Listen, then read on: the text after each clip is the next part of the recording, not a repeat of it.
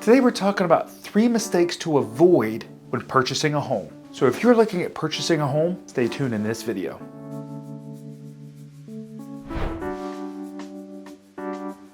Hello, my name is Chris Green, president and owner of the Flood Insurance Guru. And you see, over 12 years ago, I bought a house in a flood zone. I was told the premiums were going to be $3,000 when they should have been $300. I was able to thankfully get that $300 rate. And for the last 12 years, I've been helping homeowners overcome these same obstacles when it comes to flood insurance. So today, we're talking about 3 mistakes to avoid when purchasing a home. We're talking about flood risk score, or the flood risk of a property. We're talking about flood loss history. And we're talking about flood insurance pricing.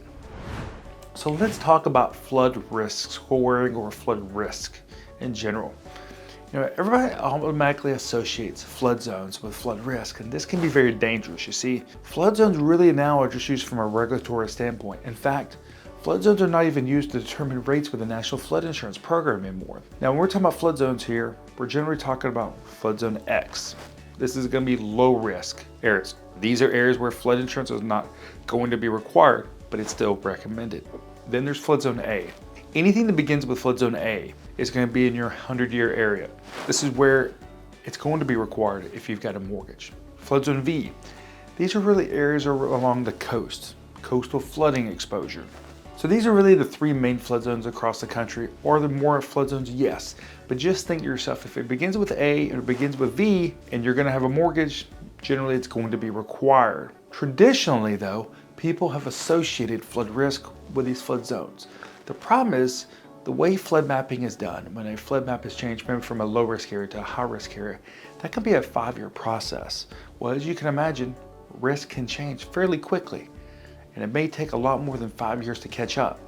Let's look at the New York flooding, for example, that recently happened. You see, in New York, a lot of these areas that were in flood zone X flooded. Well, why did they flood? You know, flood insurance should have been required, right? Well, they got more than half a foot of rain in one day. And see, that's where flood risk plays an important role, because even the National Flood Insurance Program now is looking at flood risk score of how do we educate property owners that know what the real risk is here. Is it the type of flooding? Is it flooding frequency?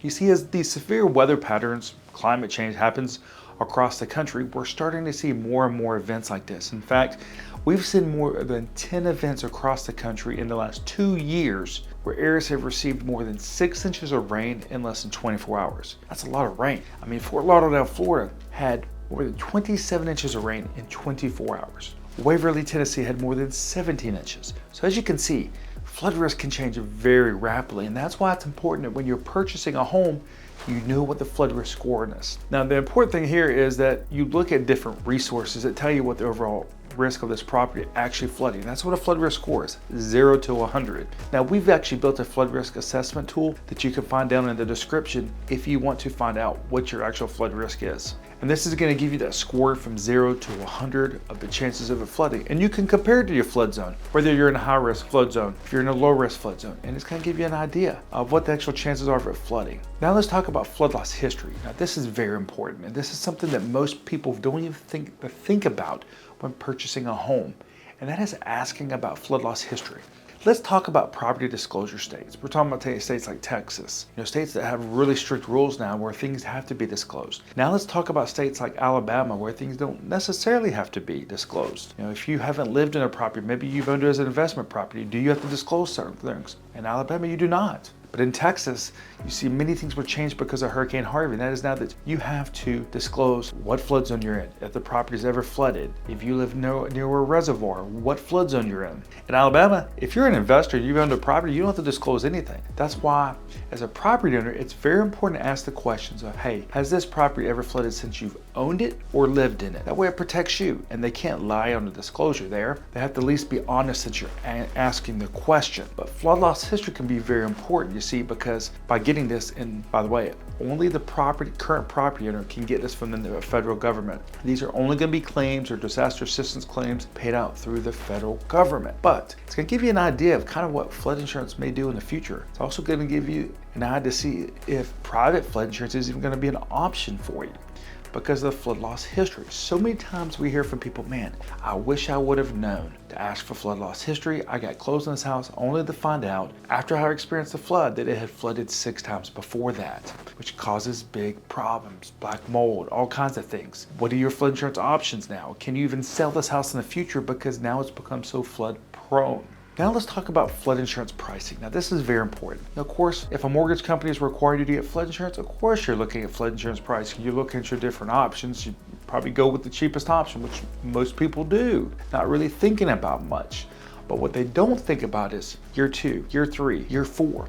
What's going to happen long term with flood insurance pricing? Now this is where we really see people get in trouble. Maybe they do have a $600 rate this year. Maybe they're taking over a policy from a current homeowner from the federal government, and they're getting a really good rate. But what they don't realize is that $600 rate over the next 10 years is going to actually turn into a $4,000 rate. And that's why it's really important when you're looking at flood insurance pricing. If you're taking over a policy, look at full risk premium on your policy, and you can have a good idea of where that premium is headed in year 2, year 3, year 4. With private flood insurance, many times you can also lock in a multi-year rate. We always recommend this if you can do this. Now, a lot of companies have shifted away from this with a lot of flooding happening across the country now, but if you can still get it, it can benefit you. If you can just get a multi-year rate, it could lock that rate in. Now, it means you may have to pay 2 years of flood insurance up front. Sometimes mortgage companies get confused when you do this. But it's really important that you understand what flood insurance pricing looks like, not just today, but year 2, year 3, year 4, and year 5, because this is going to help you afford your house long term, or it's going to help you understand that, hey, I'm not going to be able to afford flood insurance long term in this house, maybe because the flood risk score was a lot higher than you thought, which made the flood insurance premiums a lot higher, because these two kind of correlate together.